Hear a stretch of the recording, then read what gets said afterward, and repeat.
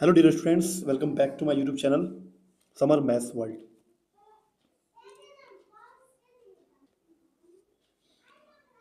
आज हम class tenth की जो मॉड्यूल है उसके ऑब्जेक्टिव्स के आंसर्स को देख लेते हैं।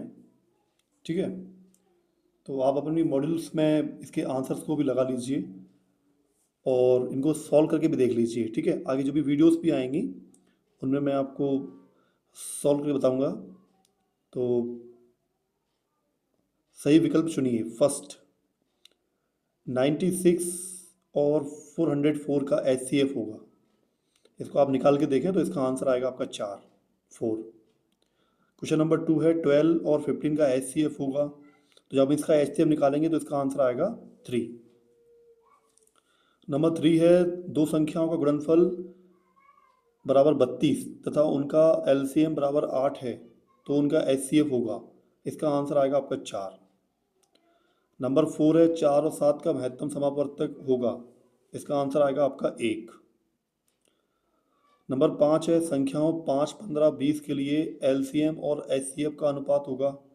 जब हम इसको निकालेंगे 5, 15, 20 का HCF निकालेंगे तो इनका HCF निकल के आएगा 5 और इनका LCM निकल के आएगा आपका 60।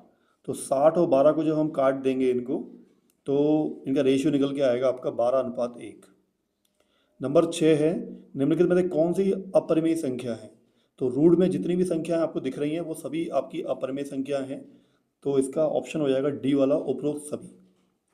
नंबर 7 है 12, 15 और 21 का LCM होगा, तो जब हम इसका LCM निकालेंगे तो इसका LCM निकल के आएगा 420। नंबर 8 है यदि दो संख्याओं का गुणनफल 135 तथा उनका HCF 3 हो तो उनका LCM होगा। तो ये एक फॉर्मूला होता है, आपको पता होगा कि दो संख्याओं का गुणनफल बराबर में LCM इंटू HCF। तो यहाँ पे हमको गुणनफल दिया हुआ है 135 और HCF दिया हुआ है, तो इसमें 135 के बटे में अपन 3 को ले लेंगे तो LCM निकल के आ जाएगा। तो LCM इसका होगा 45। क्वेश्चन नंबर 9 है 17, 23 और 28 का HCF होगा। तो 17, 23 और 28 के जब हम अभाज्य गुणनखंड करेंगे तो इसमें कुछ भी कॉमन नहीं निकलेगा। तो जब कुछ भी कॉमन नहीं निकलता है तो उसका HCF क्या माना जाता है, 1। 11 और 13 का HCF होगा। तो 11 और 13 के जब हम गुणनखंड करेंगे तो उसमें कुछ भी कॉमन नहीं आएगा, तो उसका क्या माना जाएगा, 1। क्वेश्चन नंबर 11 है 8, 9 और 25 का LCM होगा। तो जब इसका हम LCM निकालेंगे तो LCM निकल के आएगा इसमें 1800, 1800। आगे की जो वीडियो आएंगी चैप्टर्स वाली, तो उसमें जब सॉल्यूशन होगा तो उसमें देख लीजिएगा आप कैसे LCM निकालते हैं और HCF निकालते हैं। हालांकि क्लास 10 के स्टूडेंट्स को इतना तो आता ही होगा, है ना। 5 माइनस रूट 2 कौन सी संख्या है। तो ये संख्या है आपकी अपरिमेय संख्या, क्योंकि जब भी कोई संख्या अपरिमेय संख्या प्लस की संख्या के साथ में लग जाती है या है प्लस की परिमेय संख्या के साथ लग जाती है या माइनस के साथ में, तो वो भी अपरिमेय बन जाती है। 15 और 20 का LCM होगा, तो 15 और 20 का LCM जब निकालेंगे तो आएगा आपका आंसर 60। ठीक है, इसके बाद में एक क्वेश्चन नंबर 14 और ऐड है इसमें बुक में। संख्याओं 15 और 30 के LCM और HCF का अंतर होगा, मैंने उसको साइड में लिख दिया है, जिनका आंसर आएगा आपका 15। अब हम देखते हैं रिक्त स्थानों की पूर्ति। तो पहला रिक्त स्थान है आपका संख्याओं 8, 9 और 25 के HCF का मान होगा। तो इन तीनों का जब अपन HCF निकालेंगे तो कोई भी इनका गुणनखंड आपस में समान नहीं आएगा, तो इसलिए इसका आंसर होगा 1। रूट 2 एक अपरिमेय संख्या है, क्योंकि रूट 2 को जब रूट से बाहर निकालते हैं तो फिर पॉइंट में मतलब संख्याएं आती रहती हैं ना, पॉइंट के बाद कभी भी इसका मतलब भाग पूरा सॉल्व नहीं। तो रूट 2 एक यहाँ पे क्या संख्या कैसे होगी, अपरिमेय संख्या होगी। जो संख्याएं रूट से पूरी पूरी बाहर आ जाती हैं तो वो तो परिमेय बन जाती हैं अपनी। जो रूट से बाहर नहीं आ सकती तो वो संख्याएं हमारी अपरिमेय संख्याएं होती हैं। 135 और 225 का HCF होगा, तो इन दोनों का जब HCF निकालेंगे तो 45 आएगा। और 3 रूट 2 एक संख्या है, वो भी अपरिमेय संख्या है। सत्य सत्य देख लेते हैं। एक प्राकृत संख्या का अभाज्य गुणनखंडन उसके गुणनखंडों के क्रम को छोड़ते हुए अद्वितीय होता है, तो ये कैसा आएगा आपका? सत्य। इसका मतलब ये है कि ना, जब प्राकृत संख्या का अभाज्य गुणनखंड करते हैं, ठीक है, तो उसके गुणनखंडों के क्रम को छोड़ते हुए अद्वितीय होता है, मतलब बिल्कुल सही बात है। नंबर सेकंड है, प्रत्येक अपरिमेय संख्या एक वास्तविक संख्या होती है। सत्य है, क्योंकि वास्तविक संख्या के अंदर ही सब संख्याएं आती हैं, परिमेय अपरिमेय, है ना, पूर्णांक, पूर्ण संख्या, विषम संख्या, सम संख्या, सब पूरी कैटेगरी उसके अंदर ही बटी हुई होती है। नंबर तीन है इसमें, प्रत्येक वास्तविक संख्या एक अपरिमेय संख्या होती है। असत्य। प्रत्येक वास्तविक संख्या एक अपरिमेय संख्या होती है। देखो, अपरिमेय संख्या वास्तविक संख्या हो सकती है, वास्तविक संख्या अपरिमेय नहीं हो सकती। मतलब वास्तविक संख्या जो है बड़ा ग्रुप है, क्योंकि सबका ग्रुप होता है ना, परमेय का अपरिमेय का सभी संख्याओं का। तो बड़ा ग्रुप छोटा ग्रुप नहीं बन सकता। नंबर चार है, 15 और 21 का एलसीएम 105 है। बिल्कुल सत्य है।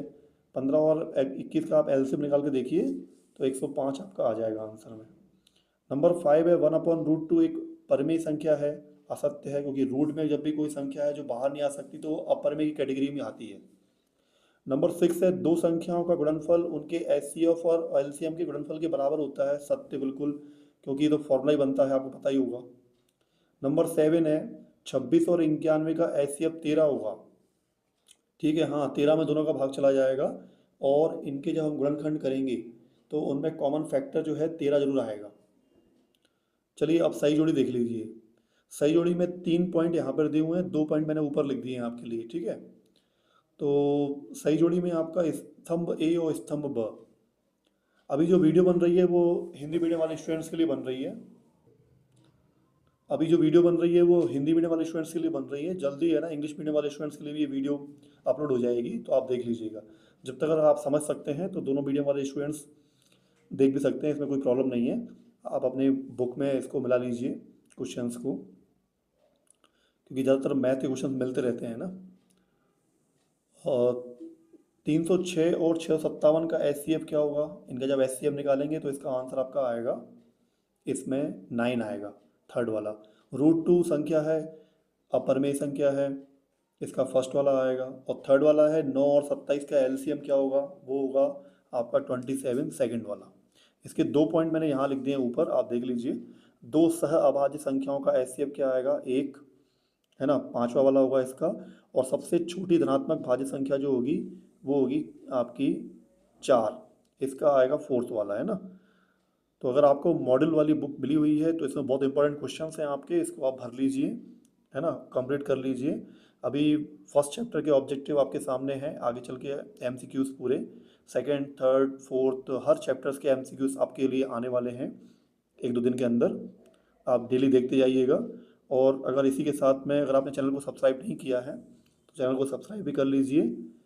समर मैथ्स वर्ल्ड एक और चैनल है अपना इंग्लिश का, summer English world and summer education world, जिस पे आपको मिलते हैं कई सारे इंपॉर्टेंट क्वेश्चंस जो कि आपकी परीक्षाओं में, आपके एग्जाम्स में काफ़ी हेल्पफुल होते हैं।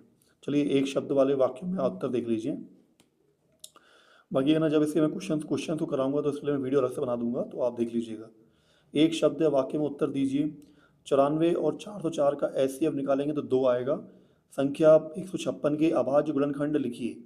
तो 156 के जब हम अभाज्य गुणनखंड करेंगे तो 2 बार 2 आएगा, तो उस पर 2 की पावर 2 लिख देंगे, इंटू 3 इंटू 13। दो प्राकृत संख्याओं के लिए एचसीएफ और एलसीएम में क्या संबंध होता है? तो एचसीएफ इंटू एलसीएम इक्वल में ए इंटू बी, ये वही फॉर्मूला है। ए और बी की जगह पे यहाँ पे दो संख्याएं लिखी गई हैं, ए एक संख्या है और बी दूसरी संख्या है। नंबर 4 है, 6, 12 और 30 का एलसीएम कितना होगा? तो इन तीनों का जब एलसीएम निकालेंगे तो 60 आएगा। नंबर 5 है, क्या √5 एक अपरिमेय संख्या है? हाँ, √5 एक अपरिमेय संख्या है, क्योंकि इसे पूर्ण वर्ग बनाकर बाहर नहीं निकाला सकता, ठीक है, क्योंकि ये पूर्ण वर्ग नहीं बन रहा है, इसलिए ये बाहर नहीं निकल सकता, इसलिए √5 अपनी अपरिमेय संख्या है। संख्याओं 8, 9 और 25 का एचसीएफ कितना होगा? 1 होगा। संख्या 5 और 5 के अभाज्य गुणनखंडन लिखिए। तो 5 इंटू 7 इंटू 11 इंटू 13, ठीक है, इसके गुणनखंड करेंगे अभाज्य तो इतने निकल के आएंगे। और क्वेश्चन नंबर 8 मैंने साइड में लिख दिया ऊपर, 10 और 100 का एचसीएफ कितना होगा, तो इसका आंसर आएगा आपका 10। ठीक है। इसी के साथ में क्वेश्चन नंबर 6 से देख लीजिए आप 22 तक इनको करवाना है। तो अगली वीडियो में ये क्वेश्चंस आएंगे, जब ये वीडियो बनेगी आगे। पहले ऑब्जेक्टिव सॉल्व करवाना है, तो पहले ऑब्जेक्टिव्स कर लीजिए, ताकि आने वाली एग्जाम्स में ऑब्जेक्टिव्स पहले बहुत इंपॉर्टेंट हैं। इसी के साथ thanks for watching this video everyone. हाँ, इसमें कुछ क्वेश्चन दिए हुए हैं 22। अगर आप इस वीडियो को देख रहे हैं और इम्पोर्टेंट क्वेश्चंस को देख रहे हैं आप, तो आप इसकी प्रैक्टिस कर सकते हैं, और जब इनके सॉल्यूशन की वीडियो बनेगी तो आप की और प्रैक्टिस हो जाएगी। ठीक है।